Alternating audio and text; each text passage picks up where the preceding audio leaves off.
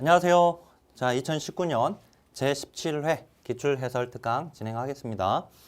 자, 2교시 실천, 사회복지 실천에서 지역사회복지론을 보겠습니다. 자, 지역사회복지론 출제 분포 분석 보면은요. 자, 이 목차와 그리고 그 목차에 따른 문제수들이 나와 있습니다. 자, 이번에는 이렇게 출제가 되어 있지만 사실 이제 그간에 나왔던 역대 기출 분포 표를 출제 분포표를 보셔야지 더 앞으로 이제 다음 셈에서 해당 챕터에서 몇 문제가 나올지를 좀 예측해 볼 수 있어요. 그리고 우선 이제 목차 좀 간략하게 좀 설명을 해드리면 지역사회복지론은 지역사회를 표적체계로 하는 거거든요. 따라서 표적체계인 지역사회에 대해서 이해를 해야겠죠. 그래서 지역사회에 대한 이해가 먼저 나오는 거예요. 그죠? 두 문제가 출제가 되었고요. 그 다음 이제 우리가 공부하려고 하는 건 지역사회 복지잖아요. 그래서 지역사회 복지 그리고 지역사회 복지 실천에 대해서 내용이 나와 있고요. 여기서 이제 한 문제가 출제가 되었습니다. 자, 그다음에 역사를 공부해야겠죠. 그래서 역사가 또 나와요. 여기 이제 세 문제가 출제가 되었습니다. 그리고 지역사회 복지에 있어서의 이론이 있어요. 또 이 이론 문제가 여기서 이번에 한 문제가 출제가 되었지만 사실 여기 문제 그간에 많이 나왔던 부분이거든요. 근데 이번에는 한 문제만 출제가 되었습니다. 자, 그 다음 모델이 있죠. 물론 이 모델 안에는 목표도 있습니다.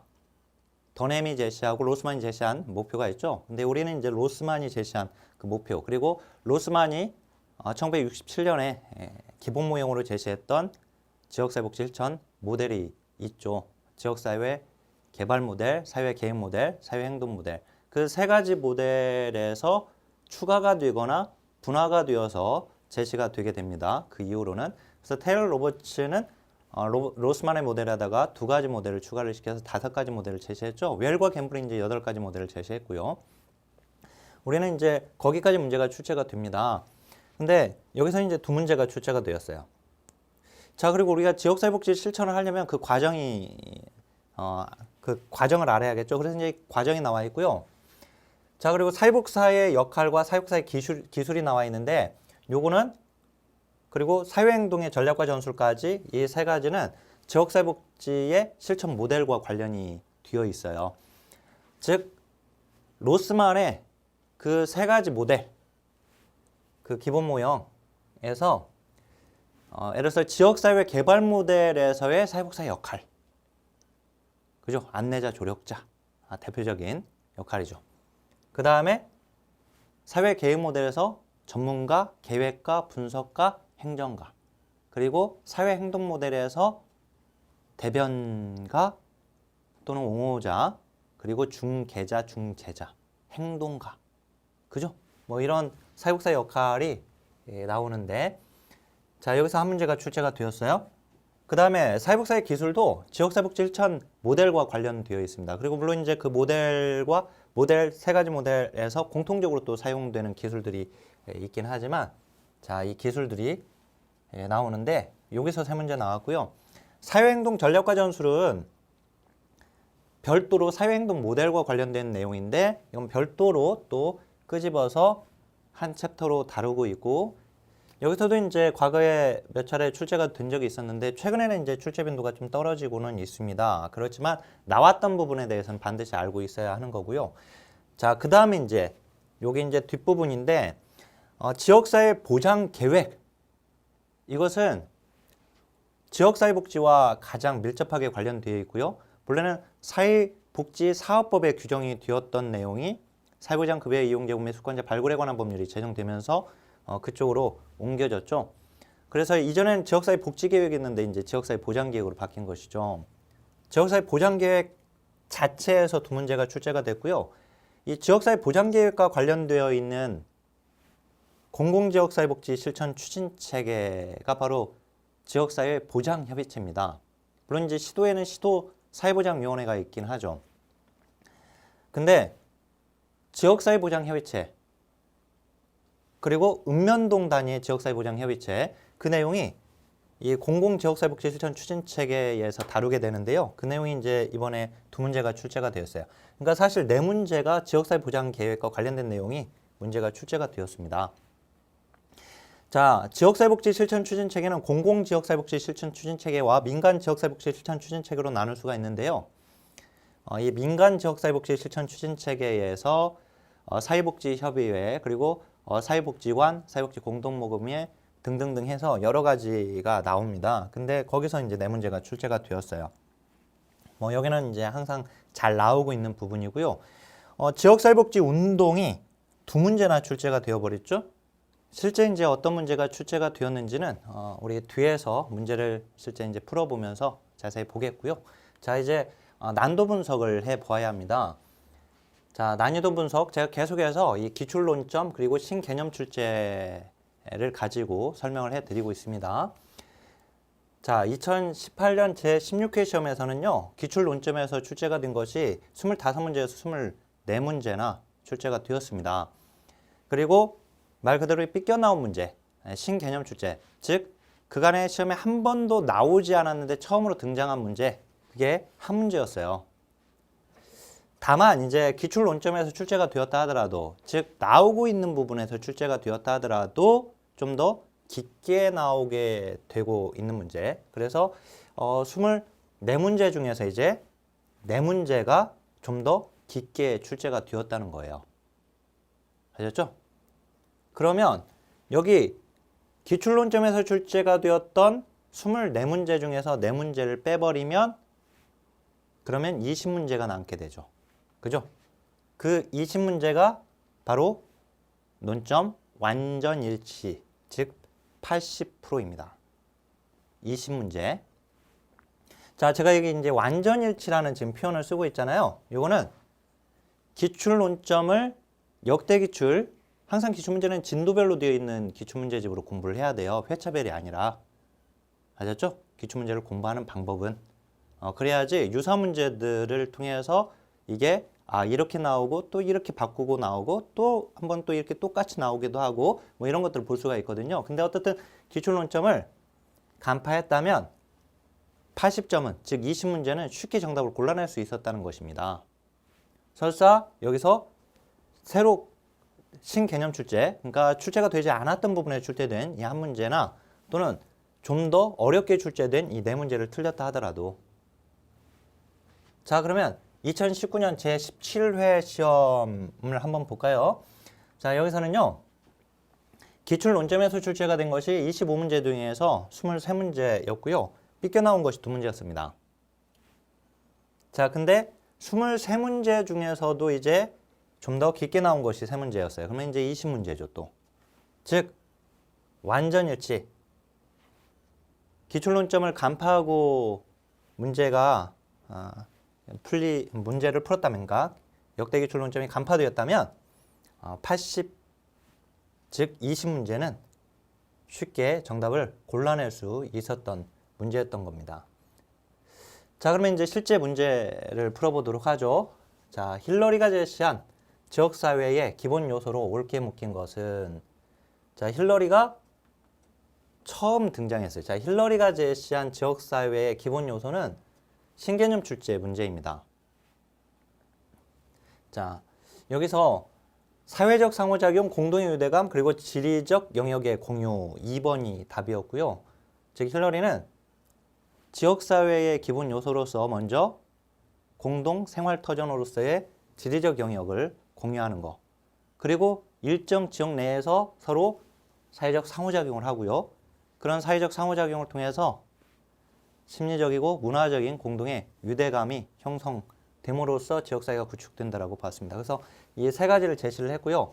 사실은 여기서는요, 이 문제를 설사 틀렸다 하더라도 처음 나왔던 문제니까 뭐 힐러리가 누구야 도대체.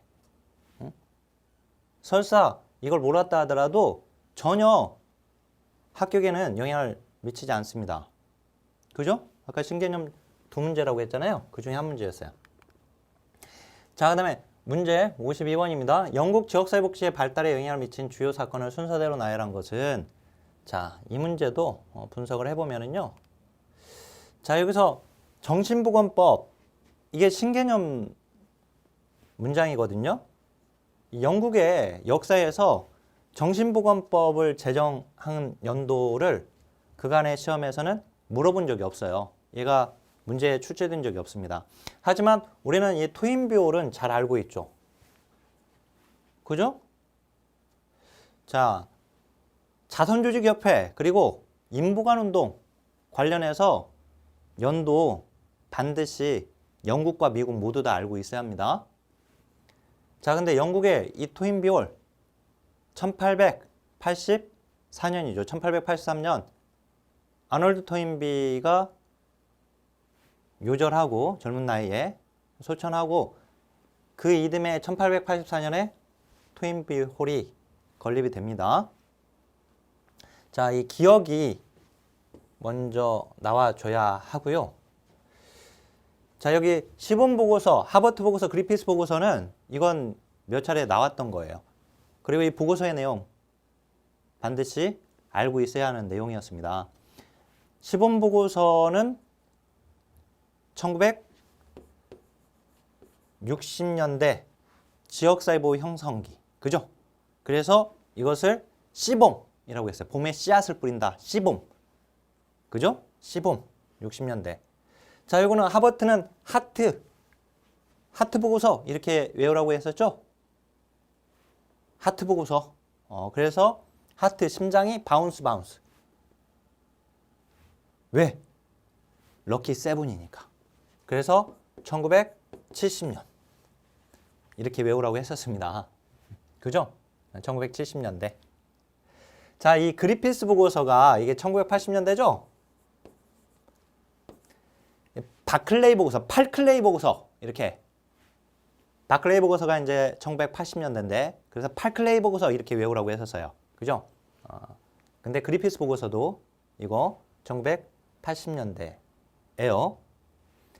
그래서 이걸 통해서 미음, 니을, 디귿이다 라고 하는 것은 알 수 있었어요. 그죠? 물론 이제 여기서는 지금 틀렸고요. 그러면 미음, 니을, 디귿이니까 이제 2번 아니면 3번인단 말이죠. 그 정신보건법이 영국에서는 이게 1959년이에요. 알죠? 1959년. 그래서 답은 2번이 답입니다. 근데 이제 이건 나왔으니까 이제 우리가 알고 있어야 하는데요. 1959년. 우리나라 정신보건법이 언제 제정됐냐면은 1995년이에요, 우리는.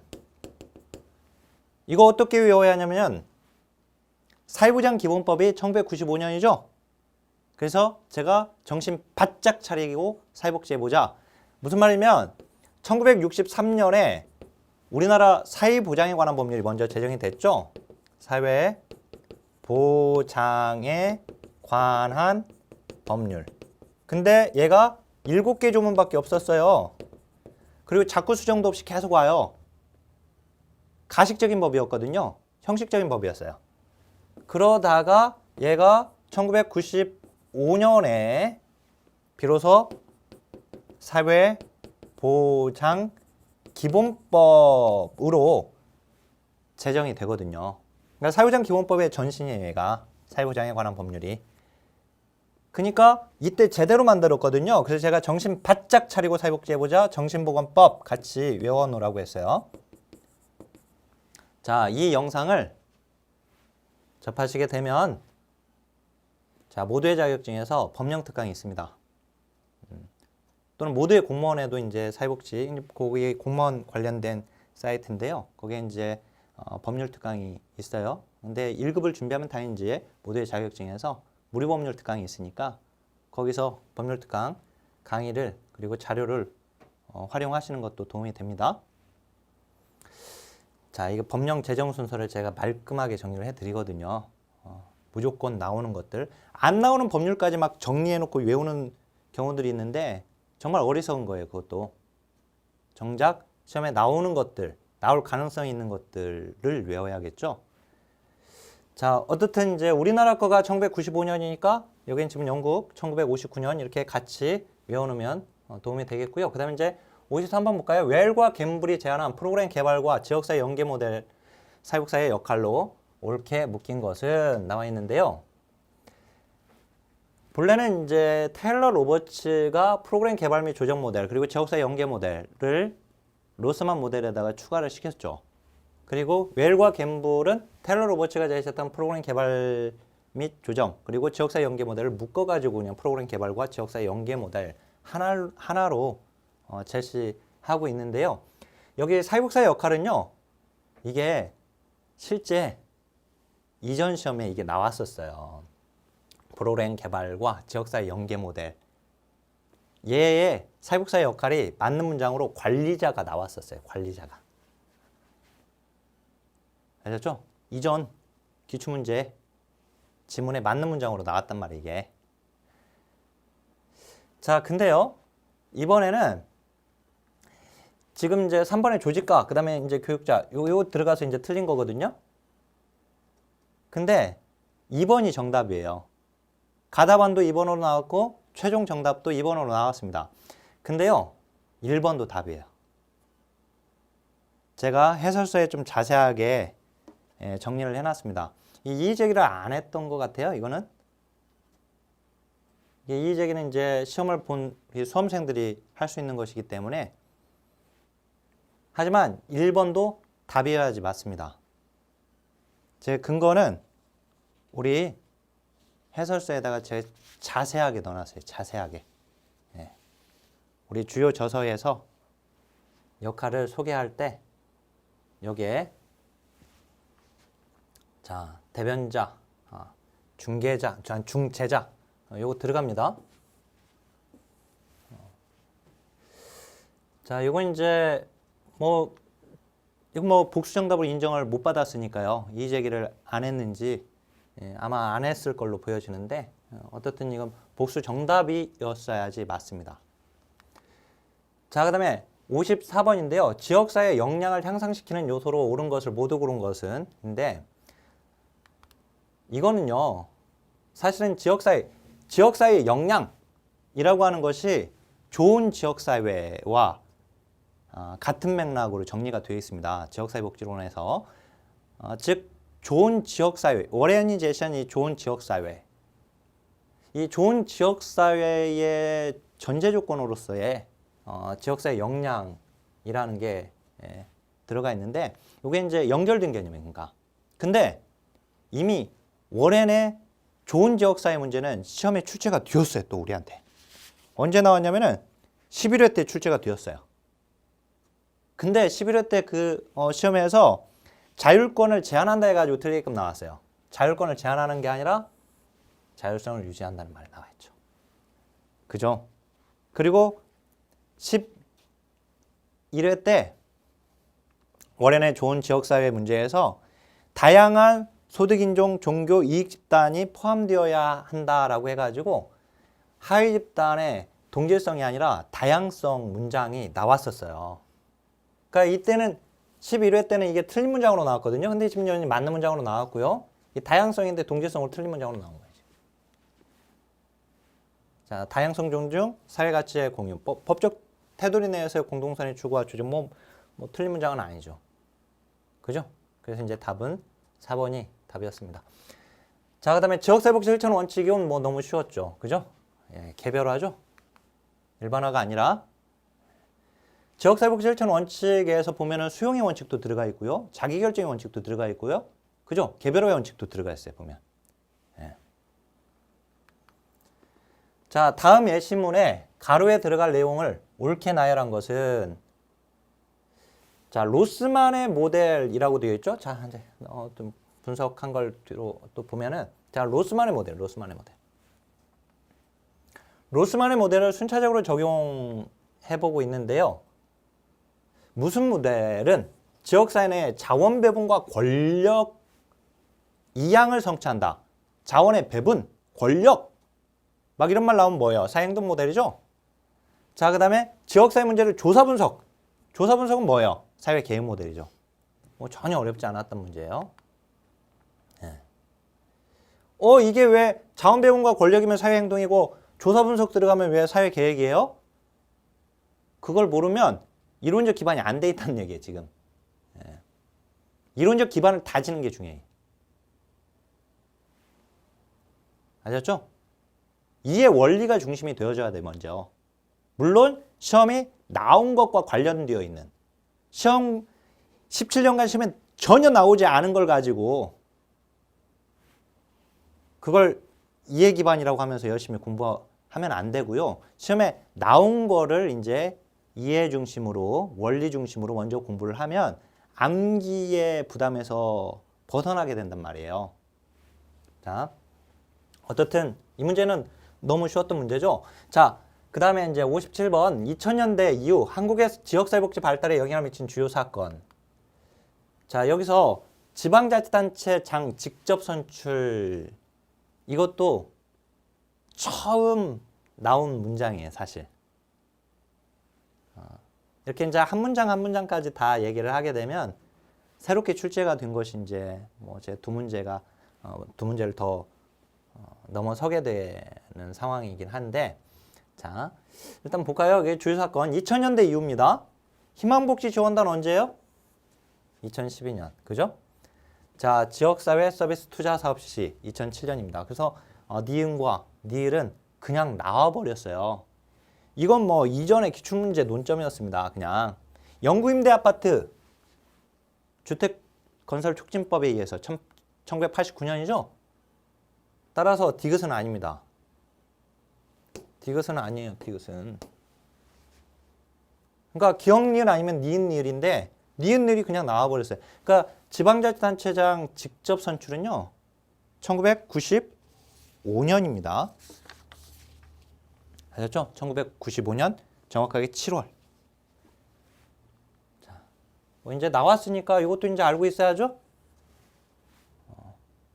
자, 그러면 이제 58번 보겠습니다. 다음 설명에 해당하는 지역사회복지 실천 이론은 이론이 딱 이번에 한 문제가 출제가 되었는데요.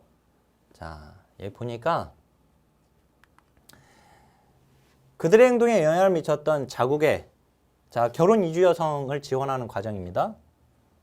자국의 사회, 경제 및 정치적 구조를 이해하고 그들의 문화적 가치와 규범에 대한 의미를 해석한다 라고 되어 있어요. 바로 사회 구성론이죠. 그죠? 예. 의미부여에 대한. 자, 이 사회 구성론. 객관적인 현실은 존재하지 않는다. 주관적인 현실만 존재한다. 객관적 현실에 대한 의구심을 던진다. 그죠? 예. 머릿속으로 구성하고 있는 그 현실.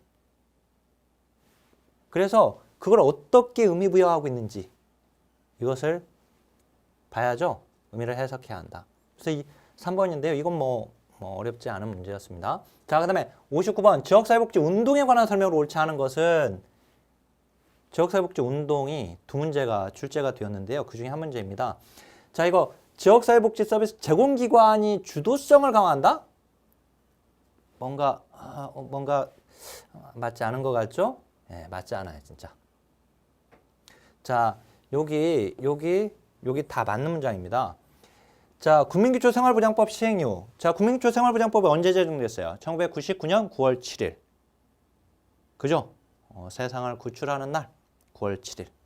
국민기초생활보장법 제정을 기념하기 위해서 2000년 사회복지사업법이 개정되면서 9월 7일을 사회복지사업법이 개정되면서 거기에 2000년에 사회복지의 날로 세상을 구출하는 날로 정하고 있는데요. 이게 이제 시행된 것은 2000년에 시행이 됐죠.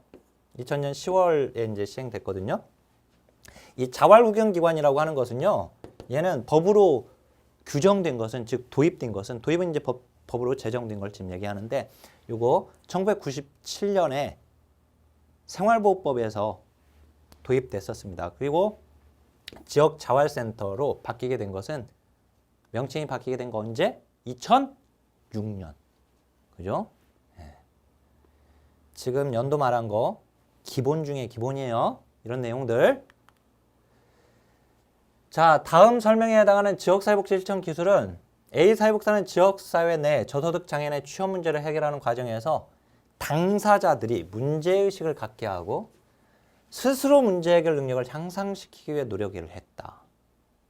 자, 모델로 따지면은요, 이거 지역사회 개발 모델입니다. 지역사회 개발 모델은 지역사회 주민들이 스스로 문제를 해결할 수 있게끔 만드는 것이거든요. 근데요, 여기서 지역사회복 실천 기술 이와 같은 지역사회 개발 모델과 관련되어 있는 기술은 조직화예요. 아셨죠? 조직화. 그렇게 유추해서 문제를 풀 수도 있었습니다.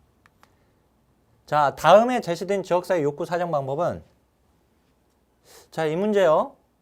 자, 전문 지식을 갖고 있는 주요 정보 제공자라고 되어 있어요. 자, 합의에 이르기까지 뭘? 설문 과정을 반복한대요. 합의하면 누구예요? 합의하면 델파이죠. 그죠? 전문가. 그리고 설문으로. 만나지 않고 우편조사로. 그죠? 이 델파이 기법은요. 사회복지 조사론에서 욕구조사에서 문제가 출제가 되기도 하고 그 다음에 지역사회복지론에서 지역사회복지 실천 과정에서 지금 욕구사정에서 지금 나온 거거든요. 그리고 행정론에서는 집단 의사결정 방법에서 이게 나와요. 이것도 뭐 어렵지 않죠. 그죠? 조정자와 패널, 전문가 패널로 구성되죠. 그래서 조정자가 맨 처음에 개방형 질문으로 물어본 다음에 수집해서 그것을 정리해가지고 다시 또 물어보게 되고 또 수집해서 또 정리해서 또 물어보게 되고 하는 과정들을 거치면서 유사한 응답 내용을 폐쇄형으로 구성하여 질문합니다. 자, 그 다음에 62번 지역사회복 실천에서 연계기술에 관한 설명으로 옳지 않은 것은 연계기술입니다. 딱 봐도 5번이 아니죠. 그죠? 네. 지역사회 복지의제 개발 그리고 주민의식화는 이건 이제 조직화 기술에 해당된다고 분류할 수 있겠습니다. 자, 그리고 62번 봤고요. 자, 계속해서 63번을 보게 되면 지역사회복 실천 과정에 관한 설명으로 옳지 않은 것인데요. 자, 여기서 우리 시험에 자꾸 논점으로 나오는 게 하나가 있어요. 뭐냐면 바로 얘죠. 자, 이 총괄평가 얘가 뭐예요? 얘를 뭐라고도 하죠? 얘를 성과평가라고도 하죠. 자, 이 평가에서 이 형성평가와 그 다음 총괄평가로 나눌 수가 있습니다. 자, 이 형성평가는 과정평가라고도 합니다. 총괄평가는 얘를 결과평가라고도 하고요. 얘를 성과평가라고도 합니다. 자, 형성평가는 우리가 잘 알다시피 얘는 프로그램 수행 중에 하는 평가. 얘는 프로그램이 종결된 이후에 하는 평가죠. 자, 이 총괄평가는 또 둘로 나뉘죠. 효율성평가와 효과성평가로 나뉘고요. 효율성평가는 비용 편익분석과 비용 효과분석으로 나뉘죠. 효과성평가는 다시 산출평가와 성과평가로 나뉘죠. 근데 여기 이제 보통 우리 시험에서 이제 성과평가로 나오게 되면 이 총괄평가를 말을 하는 겁니다.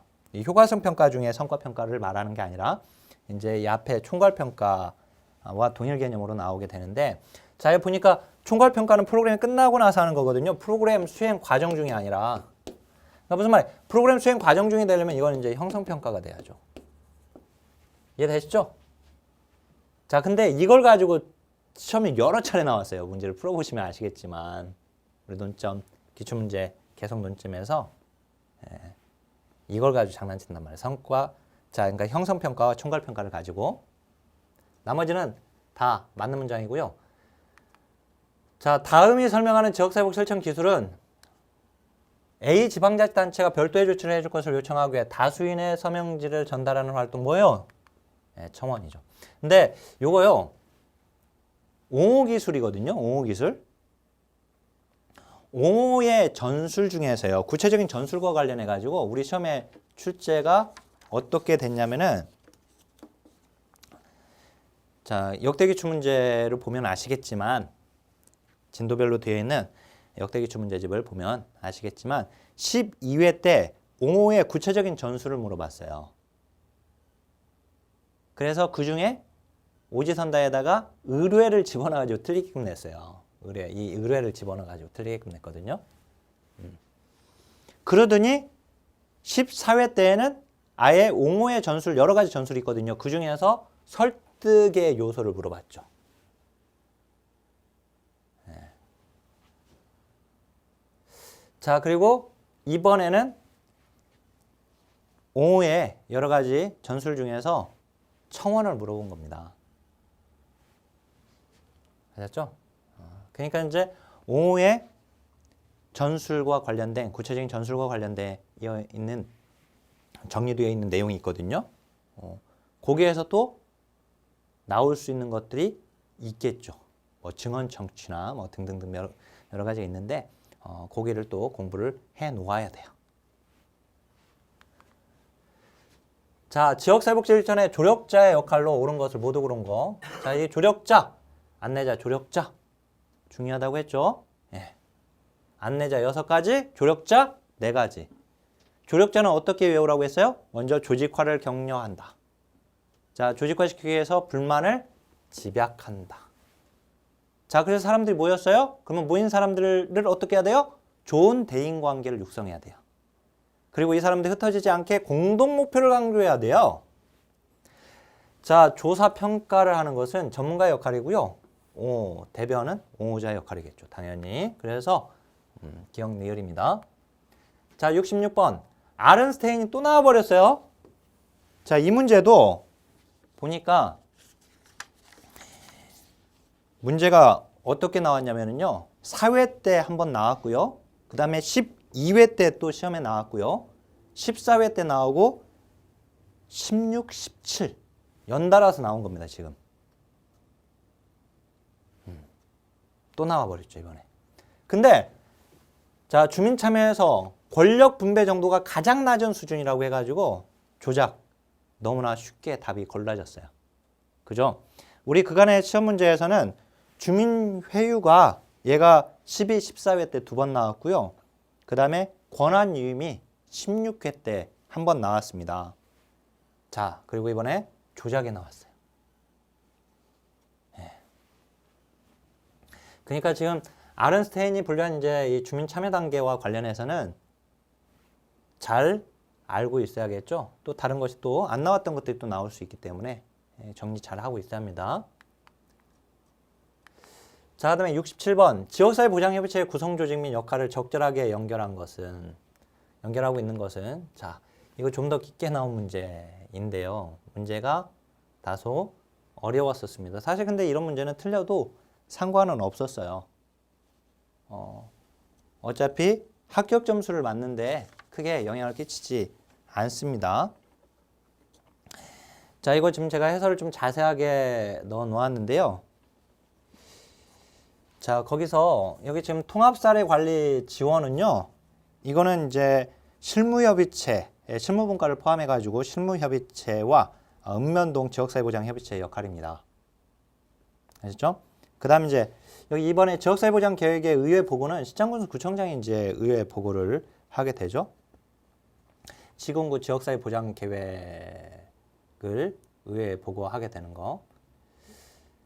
자, 그 다음에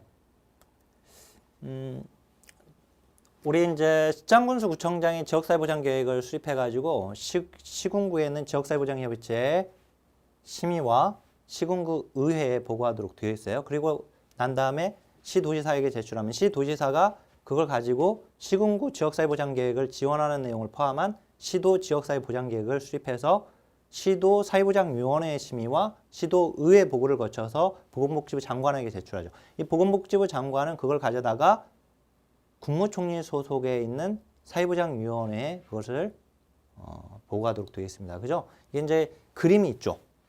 제가 개발한 그림, 외우는 그 그림이 있어요. 그걸 가지고 정리를 해 놓아야 하는 부분인데요. 자, 어떻든 이제 거기 2번, 그 다음에 3번은 자, 사회복지법인 이사의 추천과 선임 조정. 이거는 이제 우리 사회복지법인 관리 안내 및 지자체 업무 처리 지침으로 정하도록 되어 있거든요. 근데 이제 세부 내용들을 쭉 살펴보니까 대표협의체를 통한 이사 추천 후보자 명단이 확정되었을 경우에 업무의 효율성을 고려해서 실무협의체가 중심이 되어서 추천을 하는 것으로 되어 있습니다. 아셨죠? 이거는 그다음에 이제 4번이 맞고요. 실무협의체 업무를 지원하는 것은 이제 실무분과에서 하는 역할입니다. 그렇죠? 이거는 이제 좀 어려웠던 문제인데 이제 해설을 제가 아주 상세하게 달아놨기 때문에 해설 가지고 이제 이걸 공부를 해놔야죠. 아셨죠? 예, 그렇게 공부하는 겁니다. 공부는. 예. 자, 그다음 이제 68번 지역사회 보장계획의 수립 과정을 순서대로 옳게 나열한 것은 이라고 되어 있는데요. 이 문제, 자, 지역사회 보장조사. 지역사회 보장조사 몇 년마다 하죠? 4년마다 해요. 그렇죠? 4년마다. 지역사회 보장계획을 몇 년마다 수립하죠? 4년마다 수립하거든요. 아셨죠? 자, 그리고 본래 이제 지역사회 보장 앞서 제가 말씀드렸던 시장 군수구청장이 시군구 지역사회 보장 계획을 수립하면은요. 시군구에 있는 지역사회 보장 협의체 심의와 시군구 의회 보고를 거치도록 되어 있어요. 그렇죠? 그러니까 얘들이 니은 미음이 함께 있는 걸 볼 수가 있어요. 그죠? 자, 그리고 지역사회 보장 계획을 수립할 때는 지역사회 보장 조사를 할 수 이게 지역사회 보장 조사를 하는 것이 나와 있는데요. 이게 계획 수립할 때 따라서 이게 앞에 있는 걸 볼 수가 있어요. 그죠? 예. 근데 이제 계획을 수립할 때는 당연히 추진 비전이나 목표를 먼저 수립하겠죠. 그리고 이제 이 두 가지 계획이 나와 있는데, 예. 근데 니을 기억이냐, 기억 니을이냐 어렵죠. 그죠? 예, 어려울 수 있어요. 그래서 제가 이제 사실은 얘들이 없었으면 제가 이렇게 깊게 나왔다라고 이렇게 하지 않았을 텐데 세부사업 계획 수립과 행정 재정 계획 수립을 이렇게 넣어버리니까 이제 여기서 어렵다라고 봐서 제가 좀 더 깊게라고 해놓은 겁니다. 근데 세부사업 계획 수립하고 그 다음에 행정 재정 계획을 수립한다는 것. 그래서 5번이 답입니다. 자, 시군구 지역사회보장 계획의 내용에 포함될 수 없는 것은 이건 뭐 너무나도 쉬운 문제죠. 왜 이게 쉬운 문제일까요? 이건 아예 법으로 딱 정해져 있죠. 그죠? 표에 정리되어 있는 내용을 외워야 하거든요.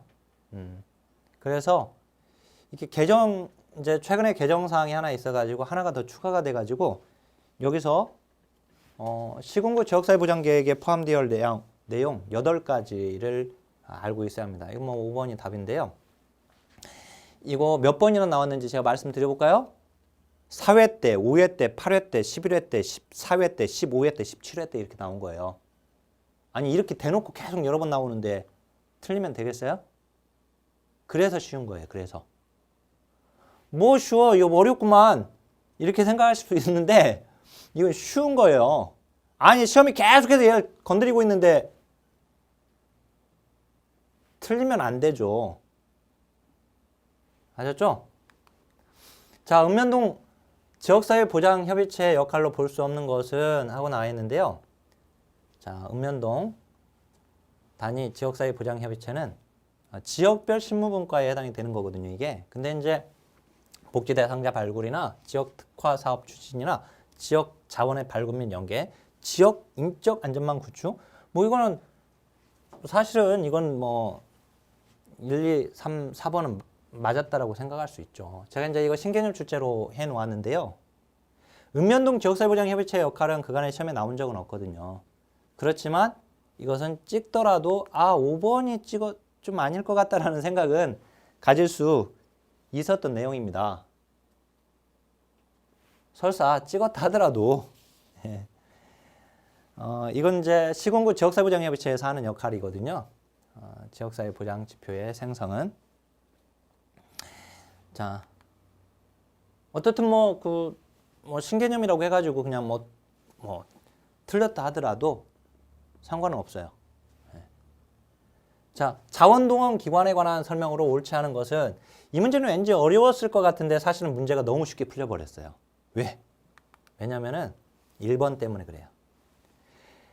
이 사회복지 공동모금의 이 배분 사업과 관련해 가지고 신청 사업, 그리고 기획 사업, 그 다음에 긴급 지원 사업, 그 다음에 지정 기탁 사업, 크게 이렇게 네 가지로 나누고 기획 사업을 테마 기획과 그리고 제한 기획으로 나누거든요. 그건 시험은 여러 차례 나왔던 거예요, 그거는. 따라서 신청 사업 안에 무슨 긴급 지원 사업, 프로그램 사업 이렇게 나누는 게 아니거든요, 이게. 그러니까 1번이 답인 게 너무나 쉽게 빨리 나와버린 거예요. 옳지 않은 거. 아셨죠? 예. 다만 이제 그러니까 정답을 고르는 데는 뭐 문제가 없었으니까 제가 지금 얘들이 이제 새로 나온 문장이지만 사실 지금 이건 제가 어렵게 보지 않은 문제입니다. 자, 기업의 사회공헌센터를 통한 기여 형태는 현금, 물품, 인력 등으로 다양하죠. 자, 그다음에 기부식품 등 제공 사업은 이용자에게 기초 푸드뱅크 마켓을 통해 기부 물품을 제공하고 있다. 요거 3번은요. 식품 등 기부 활성화에 관한 법률과 관련된 것이거든요. 식품 등 기부 활성화에 관한 법률이 법제론에서 우리 시험에 4회 때 나오고 6회 때 나왔었고요. 그리고 그 뒤로는 한 번도 나온 적은 없습니다. 이 법률 자체에서. 알았죠? 그러니까 오히려 법제론에서는 지금까지 나오지 않아요. 4회 때, 6회 때 두 번 나오고 안 나왔는데 그 법률의 조문 관련된 내용이 지금 3번에서 지역사회복지론에서 나오고 있는 거예요, 지금. 자, 이 자원봉사활동기본법도 법제론에서 우리가 다루게 되는 내용인데요. 우리 이제 지역사회복지론에서는 이걸 보는 이유가 민간 실천 추진체계거든요. 지금 여기 민간 지역사회복지 실천 추진체계에서 자원봉사센터 때문에 이걸 보는 겁니다, 지금. 자, 자원봉사활동기본법에 근거하고 있죠. 맞습니다. 그다음에 이제 사회복지 공동모금회 러블레스 오블리주 실천을 위한 아너 소사이어티를 운영하고 있다라고 하는 거, 이건 이제 나왔으니까 그냥 알고 있으면 돼요. 자, 사회적 경제 영역 이거 계속 나오고 있죠, 요즘. 그죠? 계속 나오고 있어요. 이건 지역사회복지론 아니면 정책론 둘 중에 한 군데에서 나옵니다. 양쪽에서 다 나오기도 하고, 그죠? 계속 나오고 있어요, 이거. 그런데 자, 옳지 않은 거 3번입니다. 협동조합, 마을기업, 그리고 사회적 기업, 자활기업. 자, 그중에 사회적 기업 이 문제는 자, 이게 16회 때 논점을 그대로 17회 때 내버린 거예요, 또. 사회적 기업은 취약계층의 일자리를 제공하며 사회적 기업 육성법에 따라 여기까지는 맞았어요, 여기까지는. 근데 영리를 추구하지 않는다라고 해서 틀린 거예요. 추구합니다. 하지 않는다. 여기가 지금 틀린 거예요. 추구해요. 근데 16회 때는 어떻게 나왔냐면요. 이렇게 나왔어요. 사회적 기업은 이윤 창출이 제한된다. 틀려요. 이윤 창출이 제한되어 있지 않아요. 발생한 이윤에 대해서 활용하는 것이 제한되어 있는 것이지 창출은 제한되어 있지 않습니다. 즉 이윤을 창출한다는 거, 자, 영리를 추구한다는 거예요. 알았죠? 이제 16회 때 논점이 그대로 또 나와줬어요. 그러니까 기존의 기출문제를 풀면, 그래서 그것을 이해를 하고 있으면 이 문장이 왜 맞았죠? 이게 맞았지? 왜 맞았지? 이게 맞았지? 왜 맞았지? 이게 틀렸지? 왜 틀렸지? 알았죠? 이거 맞았지? 이거 왜 맞았지? 이거 맞았지? 왜 맞았지? 이걸 알면 그러면 시험 준비는 끝나는 거거든요. 자, 73번. 사회복지협의회에 관한 설명으로 옳은 것은, 자, 사회복지협의회 잘 나오는 문제예요, 이거. 자, 읍면동 공공부문? 아니죠. 얘 민간이죠. 인원이 나왔어요. 인원이 설사 헷갈렸다 하더라도, 자, 이건 이제 한번 그냥 놔두고, 자, 시군구단이 의무적으로 설치한다. 아니죠. 시군구는 그간에 계속 이거 가지고 논점이 나왔죠. 시군구는 반드시 설치한다. 의무적으로 설치한다. 다 틀리죠. 시군구는 둘 수 있다죠? 둬도 되고 안 둬도 되고. 중앙과 시도가 두며 그 다음에 시군구는 둘 수 있다고 되어 있습니다. 따라서 중앙과 시도는 반드시 두어야 하고요. 의무적으로 설치해야 하고요. 근데 시군구는 의무적으로 설치하는 사항이 아닙니다. 설치할 수 있다고 되어 있어요. 자, 그다음에 사회복지 시설 및 기관 중심의 지역사회복지 증진을 위한 법정단체다. 법으로 규정되어 있는 단체다. 사회복지협의회가 사회복지사업법에 규정되어 있거든요. 사회보장 급여 이용 및 수권자 발굴에 관한 법률이 아니라 사회복지사업법에 근거하고 있는 것인데 사회복지사업법에 얘가 법정단체가 된 것이 언제예요? 1983년. 기본 중에 기본. 1983년 사회복지사업법 개정사항 3가지 띵띵띵 외워야 돼요. 자, 1970년 사회복지사업법 제정돼가지고 알아야 할 그때 제정되면서 규정되었던 내용 2가지 띵띵 2가지 알아야 하고 그리고 개정되면서 83년에 개정된 사항 3가지 띵띵띵 92년 띵띵 2가지 97년 띵띵띵 3가지 2000년 띵 1가지 2003년 띵띵 2가지 무조건 외워야 돼. 무조건. 아셨죠? 계속 강조했던 내용들이고요. 자, 이게 83년 사회복지협의회가 사회복지 사업법의 법정단체가 됩니다. 따라서 이건 맞았어요. 자, 근데 여기서 이제 인원과 관련해서 이게 사회복지사업법 시행령 제14조에 임원이 나와 있습니다. 15인 이상 30인 이하. 시군구 협의회의 경우에는 10인 이상 30인 이하. 이렇게 되어 있는데요. 어떻든 지금 인원 또 틀렸죠. 이제 이게 이제 틀렸으니까 이게 맞는 문장도 알아야겠죠. 그죠? 맞는 문장. 자, 그 다음에 이제 74번. 다음 사례 기억 니은과 관련한 사회복지관의 역할. 자, 사회복지관의 역할. 이건 우리가 당연히 공부하는 거죠. 예, 사회복지관도 시험에 잘 나오는 것이기 때문에 민간 지역사회복지 실천 추진 체계에서 사회복지협의회 그리고 사회복지관 굉장히 중요하죠. 그죠? 자, 이 사회복지관 먼저 5대 분야 사업에서 3대 기능으로 바뀌게 됐죠. 사례관리 기능, 그리고 서비스 제공 기능, 지역 조직화 기능 이렇게 바뀌었는데요. 근데 여기서 보면 A 종합복지관은 인근 독거노인의 복합적이고 장기적인 욕구를 사정하고 통합적인 서비스를 제공. 뭐예요 이게? 사례관리네요. 그죠? 자, 주민봉사단을 조직했대요. 주민조직화네요.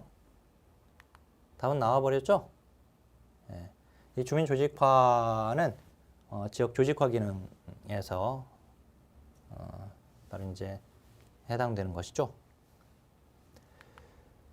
자, 마지막 75번입니다. 최근 공공사회복지 전달 체계가 읍면동 중심으로 개편됨에 따라서 나타난 현상이 아닌 것은 자,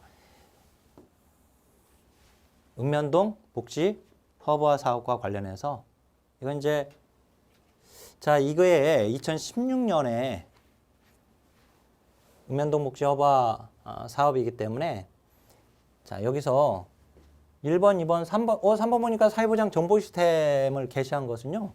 이건 2013년이에요. 얘는 2016년부터고. 그러니까 당연히 해당이 안 되죠. 그죠? 현상이 아닌 것. 자, 이렇게 해서 설명해 드렸는데요. 계속해서 제가 이제 공부 방법과 관련해서 해설 강의 마치면서 계속 말씀드립니다. 자, 짧게 말씀드리겠습니다. 시행착오 없이 정확하게 1급 시험을 합격하는 전략, 그 학습 전략은요. 우선은 원리의 중심의 넝쿨식 학습이 되어줘야 합니다. 그렇지만 시험에 나오지 않은 내용까지 너무 방대하게 정리되어 있는 특히 이론서가 8권으로 되어 있는 경우에는 너무나도 방대하게 정리가 되어 있는 거예요. 사실은. 1급 시험은 시험에 나온 부분에서 앞서 계속 제가 기출론점에서 몇 프로가 지금 나오고 있는지 말씀드리고 있지만 최하 80% 이상이 시험에 나온 부분에서 나와주고 있습니다. 즉 그것도 기출론점이 간파되면 당연히 그냥 문제가 정답이 쉽게 골라질 수 있는 문제가 아셨죠? 80% 이상이란 말이에요. 제가 제필한 이 통합이론서가 3권으로 되어 있는데요. 기출 표기가 명확하게 되어 있어요. 각각. 역대 기출 1회부터 17회까지 해당 부분이 몇 번이나 나왔는지까지 구체적으로 되어 있거든요. 그래서 저는 이제 이론서를 추천해 드리는 거고요. 자, 그 다음에 당연히 지금 제 이론서로 공부하시는 선생님들 계속해서 이 원리 이해 중심의 기본 이론 강의를 통해서 넝쿨식 학습이 필요한 겁니다. 그 다음에는 양을 줄여가는 공부를 해야 돼요. 그래서 기본 이론 강의를 듣고 나서 그러면서 물론 역대 기출 문제를 병행을 하시고요. 제가 앞서서 계속해서 말씀드렸었죠. 역대 기출 문제를 병행을 하면서 해당 부분에서 어떤 문제가 어떻게 나왔는지를 알아야 돼요. 반드시. 직접 풀어봐야지 체감이 되는 겁니다. 알았죠? 그렇지만 이제 이론 공부와 관련해 가지고는 양을 줄여가는, 늘려가는 공부를 하면 안 돼요. 줄여가는 공부를 해요. 줄여가는 공부. 그러기 위해서 1급 합격생 핵심 요약 노트를 가지고 이 한 권에 8개 영역이 한꺼번에 정리가 다 되어 있거든요. 그래서 합격생 핵심 요약 노트 이걸 가지고 다시 이론 정리를 또 하시고요. 다시. 그리고 진도별 역대 기출 문제를 반복해야 돼요. 당연히 이론서로 기본 이론 강의를 들을 때 이미 역대 기출 문제집 가지고 반복을 했었어야 하고요. 그 다음에 다시 한번 핵심 요약 노트를 가지고 핵심 요약 강의를 들으면서 다시 한번 또 기출 문제를 또 보는 겁니다. 아셨죠? 그러면 사실 이렇게만 해도 1급 시험은 게임 끝이에요. 무조건 합격할 수 있습니다. 무조건. 그러니까 스스로 내가 이론적 기반이 잘 되어 있지 않다고 생각하시면은 겸손하게 기본 이론 강의를 들으세요. 아셨죠? 그리고 이 강의를 언제 들으실지 모르겠지만 시간적으로 너무 여력이 없다. 그럴 때는 뭐 어쩔 수 없죠. 그때는 이제 핵심 요약 노트와 그 다음에 핵심 요약 강의를 듣고 요약 노트로 핵심 요약 강의를 듣고 그 다음에 역대 기출 문제를 회독을 해야 돼요. 계속해서. 아셨죠? 제가 이제 다음에는 기출 문제 회독법에 대해서 좀 더 자세하게 강의 마지막 부분에서 설명해 드리도록 하겠습니다. 자, 어떻든 지금 이 영상을 제가 이제 유튜브에도 올려놓고 모두의 자격증에는 뭐 당연히 올라가는 거지만 이 유튜브를 통해서 올려놓고 있다 보니까 우리 선생님들이 뭐 전국적으로 우리 선생님들이 저한테 연락도 오고 카톡으로 연락을 주기도 하고 질문을 주기도 하고 제 번호는 010-3182-1385번입니다. 번호 제가 공개를 해놓고 제가 직접 답변해 드리고 제가 상담해 드리고 있거든요. 그러니까 공부 방법과 관련해 가지고 궁금한 게 있으면 언제든지 카톡 주세요. 제가 선생님들 상황에 맞는 공부 방법 안내해 드리도록 하겠습니다. 자, 이번에 공부를 하시고 그리고 반드시 2020년 제18회 시험 합격하시기를 바라겠고요. 저와 함께라면 100% 합격합니다. 자, 그러면 이제 강의 마치면서 또 파이팅하고 선생님들의 합격을 위해서 파이팅하고 강의 마치겠습니다. 자, 하나, 둘, 셋, 파이팅!